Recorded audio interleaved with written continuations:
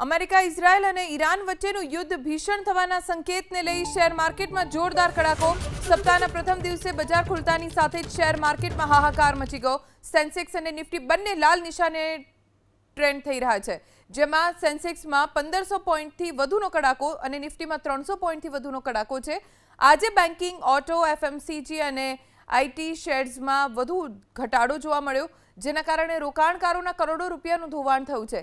Middle ઇસ્ટમાં Iran Israel વચ્ચે વધતા યુદ્ધના તણાવ અને ક્રૂડ ઓઇલની વધતી કિંમતોના કારણે રોકાણકારો સુરક્ષિત રોકાણ તરફ વળ્યા છે, જેના લીધે બજારમાં પ્રોફિટ બુકિંગ અને વેચવાલીનો માહોલ છે.